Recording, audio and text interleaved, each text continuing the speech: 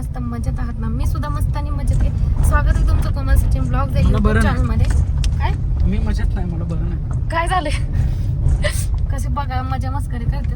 आता आम्ही चाललोय गावाला, कारण आज आहे होळी आणि आज आम्हाला गावाला जाऊन बोंबलायचं आहे. मनसोक्त हा एकच सण असतो जिथे आपल्याला बोंबलायला भेटतं. असं तर वर्षभर आपण बोंबलत नसतो. सो आज मनसोक्त बोंबलायचं. ज्याकू तू बोंबलणार का? कसं बोंबलायचं असतं सांग मला. कसं बोंबलतात तसं बोंबलायचं. तर आता आहे जतच्या अलीकडे.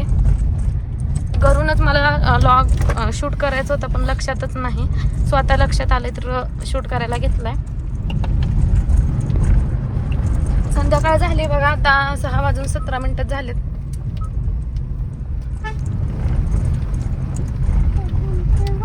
तर आता वाजलेत 8 आणि आम्ही पोहोचलोय आटपाडीत. नॉनस्टॉप आम्ही आलो. इथं थांबलो होतो, मुलांना चॉकलेट घ्यायचे होते डार्कवाले आहे ना. डायरेक्ट घरी जाणार आहे. खूप तेच थांबलो नाही, मुलांना भूक लागली खूप.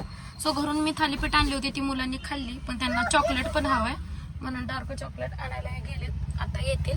सो आता घरी गेल्यावरच मी कंटिन्यू करते, कारण आज आहे होळी आणि होळी स्पेशल आज बोंबलायचं आहे म्हणून. सो कंटिन्यू करा. जॉन्या, तू तुझं खबर का जॉन्या? 8:18 झाले. आता आम्ही पोचलो.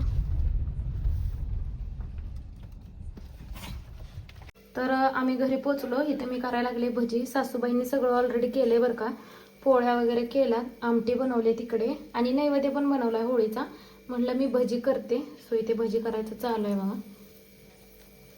तुम्ही केलं का नाही मला कमेंटमध्ये नक्की सांगा. तर बघा मस्त असं फुलायला लागले.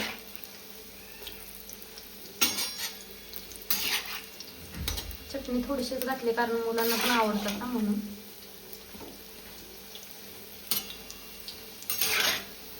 कुत्र बघताय. भजीचा वास आला काय? सोनिया, त्याचं नाव सोन्यावर कसं शिपूट आलं ते. सोन्या बाहेर हो, चल जा तिकडं. होळी पेटवायचे बघा कसं मदत करायला लागले. तू पण आणलंय प्रिन्स? नको, ते लय मोठं होतंय. इतकं मोठं नाही करायचं. हा, थाळा आणायला घेत. डोक्यात घालशील तिथं होती हलगी आणायला पाहिजे होते आपल्याकडं. ते बारक्या पोरांच्या इथं मोठे आणले त्यांनी. काय तिकडं आहे, त्यांना येतोय वाजायला. हातानं वाजतोय, काठीनं वाजवायला. आता काय करायचं? काय करायचं वाजवायचं.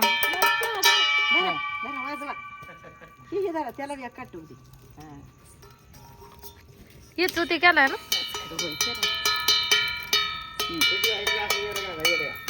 आधी पूजा करायची. मोठी केली होळी बाई, काय लागल वेळ हाय. घरा पुढे छोटे असते व ते मोठे हे जे असलेले. जरा आड्याला घ्या घ्या, त्या लागल. खडा आड्याला घ्या खायला. गरीबाची हलगी.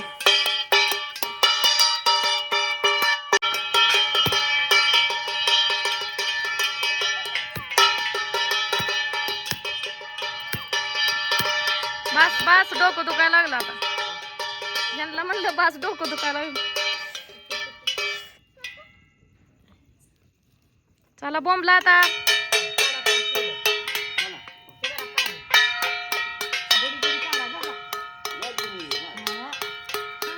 बोंबला जॉन, असं करा. नानासारखं करा, नानासारखं करा. हा, फिरा एवढं जोरात.